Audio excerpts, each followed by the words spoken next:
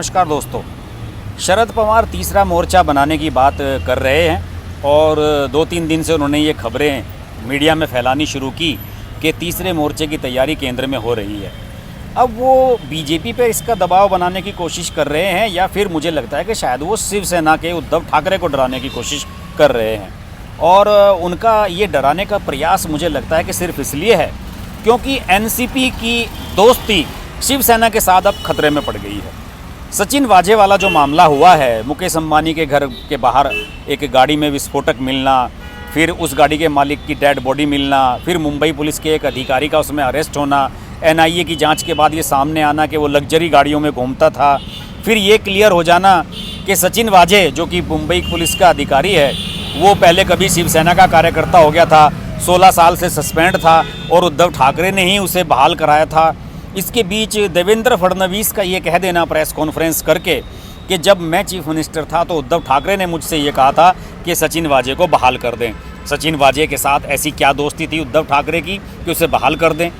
और अब जब सचिन वाजे को अरेस्ट कर लिया है एनआईए ने और उसके बाद मुंबई पुलिस ने उसे सस्पेंड कर दिया, फिर उसके बाद होम मिनिस्टर अनिल देशमुख ने मुंबई पुलिस के कमिश्नर परमबीर सिंह को हटा दिया अपने पद से, तो उन सब के बीच एक ऐसी खिचड़ी पकी कि एनसीपी और शिवसेना के बीच में दरार साफ नज़र आने लगी। क्योंकि अनिल देशमुख जो कि गृह मंत्री हैं महाराष्ट्र के, वो शिवसेना के नहीं हैं, वो एनसीपी के हैं। और अब एनसीपी और शिवसेना के बीच खटास साफ तौर पर नज़र आने लगी है। आज खबर ये मिली कि उद्धव ठाकरे की और शरद पवार की इस बारे में बात भी हुई है लंबे समय तक। और मुझे तो लगता है कि खबरें जब तक आप वीडियो देख रहे हो कि कहीं अनिल देशमुख को हटाने की बातें ना होने लगें, लेकिन अनिल देशमुख को हटाने की बात से पहले ही शरद पवार ने एक ऐसी टैक्टिक चल दी है। भाई दिग्गज नेता हैं वो पुराने ज़माने के, उन्होंने एक ऐसी टैक्टिक चल दी, प्रेशर बना दिया ठाकरे पर कि हम अगर आप देशमुख को हटाते हैं तो उसके बाद हम आप पर प्रेशर बना देंगे कि देखिए हम थर्ड फ्रंट में जा रहे हैं। और फिर उद्धव ठाकरे को लगेगा कि अब उद्धव ठाकरे की सरकार गई और उद्धव ठाकरे अपनी सरकार बचाने के लिए कुछ भी कर सकते हैं। इन्होंने शिवसेना से दोस्ती बीजेपी से शिवसेना की दोस्ती सिर्फ इसलिए टूटी थी कि उद्धव ठाकरे सीएम बनना चाहते थे। उन्हें लग रहा था कि मैं शायद पहली और आखिरी बार सीएम बन रहा हूं, क्योंकि शिवसेना का कोई सीएम बनता ही नहीं है। ठाकरे परिवार का कोई आदमी सीएम आज तक बना ही नहीं। बाला साहब ठाकरे हमेशा किंग मेकर रहे और अब खुद प्यादा बनना चाहते हैं उद्धव ठाकरे, और उन्हें प्यादा बनाने का बढ़िया तरीके से उनका इस्तेमाल किया है एनसीपी ने। कांग्रेस इसमें मूक तमाशा देख रही है जो कि इस गठबंधन की तीसरी पार्टनर है। फिलहाल इस बारे में जो डेवलपमेंट्स हैं वो आपको मैं बताना चाहता हूँ। इसमें जो जानकारी मिल रही है उसमें जानकारी ये मिल रही है कि अनिल देशमुख से स्पष्टीकरण तलब किया गया है और ये भी बता दें कि उनके गृह मंत्रालय से हटाए जाने की खबरें बहुत ज़ोर शोर से चल रही हैं।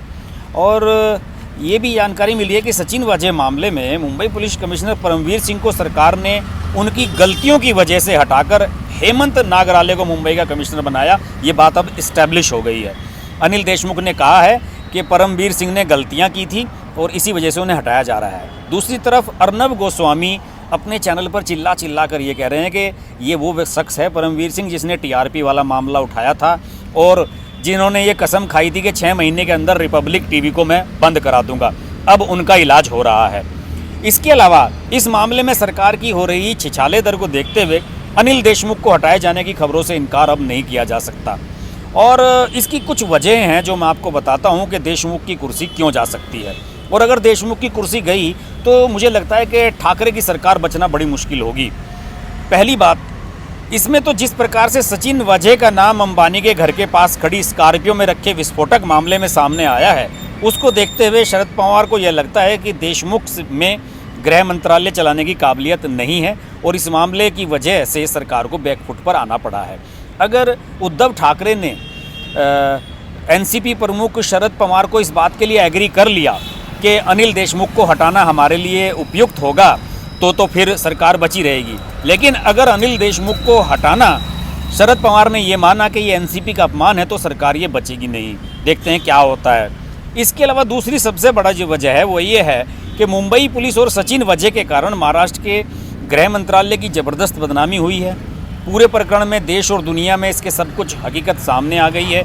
जिसकी वजह से देशमुख के ऊपर इस्तीफे का लगातार दबाव बन रहा है। हालांकि उन्होंने मुंबई पुलिस कमिश्नर को बदलकर अपने आप को कुछ निर्दोष दिखाने की और थोड़ा सा इनोसेंट दिखाने की कोशिश जरूर की है, लेकिन अनिल देशमुख भी बच नहीं पाएंगे, उन पर भी कड़ा इसका प्रेशर है। दूसरी ओर शरद पवार को ये भी लगता है कि इस मामले के बाद अनिल देशमुख का मनोबल हो सकता है कि गिर गया हो, और मुख्यमंत्री पद के बाद ये सबसे महत्वपूर्ण डिपार्टमेंट है, और अगर गृह मंत्रालय में ऐसा कोई आदमी रहता है तो निश्चित रूप से सरकार को दिक्कतों का सामना कर सकता है। और ये भी चर्चाएं चलने लगी हैं कि जयंत पाटिल को गृह मंत्रालय दिया जा सकता है। हालांकि अनिल देशमुख ने ये कहा है कि शरद पवार और उद्धव ठाकरे के बीच जो मुलाकात हुई है एक सामान्य मुलाकात है, और ये भी बताया है कि अंबानी और मनसुख हिरेन मामले में हो रही जांच से शरद पवार को उद्धव ठाकरे ने अवगत कराया और बताया कि फाइंड फैक्टिंग क्या है। इसके अलावा नागपुर में एक विदेशी कंपनी के निवेश को लेकर पवार से मदद की मांग की है ताकि यह कंपनी राज्य के विदर्भ इलाके में निवेश कर सके। आपको मैं बताऊं कि परमवीर सिंह का जो मामला है, परमवीर सिंह को लेकर कई चीज़ें हैं, कई मैराथन मीटिंगें हुई, और मुझे तो ऐसा भी लग रहा है कि परमवीर सिंह को हटाकर शायद शरद पवार ने कोशिश ये की है कि किसी तरीके से अनिल देशमुख को बेदाग होने से बचाया जा सके और ये गठबंधन किसी तरह आगे चलता रहे। लेकिन ये भी बताया जा रहा है कि परमवीर सिंह को हटाए जाने के फैसले से उद्धव ठाकरे खुश नहीं है। चीफ मिनिस्टर की मर्जी के बिना गृह मंत्री कैसे हटा सकता है मुंबई पुलिस के कमिश्नर को? ये सब चीज़ें तो लगातार पाइपलाइन में है ही। इसके अलावा ये कोई पहला मामला नहीं है जब गृह मंत्री अनिल देशमुख के इस्तीफे या फिर कुर्सी जाने का मामला आया हो, और जब ये मामला सुर्खियों में बना था तब उस समय भी ये खबर आई थी कि अनिल देशमुख को हटाया जा रहा है। जब शुरुआत में ये खबर आई थी कि मुकेश अंबानी के घर के बाहर ये इस तरह की एक गाड़ी खड़ी हुई मिली है और मामला बहुत संगीन हो गया था।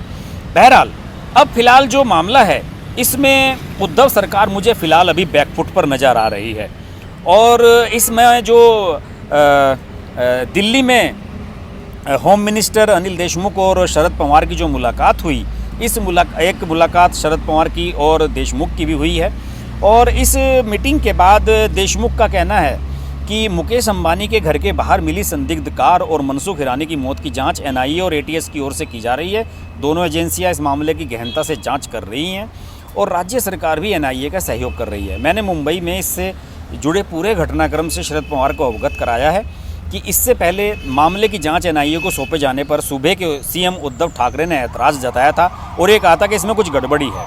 उद्धव ठाकरे का ये कहना था कि एटीएस इस मामले की जांच सही कर रही है, जांच करने में सक्षम है, तो ऐसे में एनआईए की ज़रूरत क्या है। बहरहाल मामला बहुत ही पेचीदा हो गया है और बीजेपी ने इस मामले को हाथों हाथ लपक लिया है। बीजेपी ने मांग कर दी है कि उद्धव ठाकरे को इस्तीफा देना चाहिए, अनिल देशमुख को इस्तीफा देना चाहिए, और महाराष्ट्र में इस समय राष्ट्रपति शासन लगा देना चाहिए। और अब इस मामले में जिस तरीके से देवेंद्र फडणवीस ने आक्रामक रूप अपनाया है, उन्होंने प्रेस कॉन्फ्रेंस की है और साफ आरोप लगा दिया है उद्धव ठाकरे पर कि उद्धव ठाकरे सचिन वजह को बहाल कराना चाहते थे मेरे कार्यकाल में भी, तो उसके बाद ये बिल्कुल क्लियर है कि शिवसेना की सरकार, उद्धव ठाकरे की सरकार इस समय बहुत ही नाजुक दौर से गुजर रही है और कभी भी कुछ भी हो सकता है। हो सकता है कि अनिल देशमुख ना जाएं, हो सकता है कि समर्थन एनसीपी वापस ले ले, हो सकता है कि अनिल देशमुख को हटाया जाए तो इस बात को लेकर गठबंधन टूट जाए, कुछ भी संभव है। इस पर नज़र बनाए रखेंगे, बात करते रहेंगे। देखते रहिए हर्ष की बात लाइव। नमस्कार। अगर आपको हमारी वीडियो पसंद आई तो वीडियो को लाइक करें, चैनल को सब्सक्राइब करें और नोटिफिकेशंस के लिए बेल आइकन को प्रेस करें।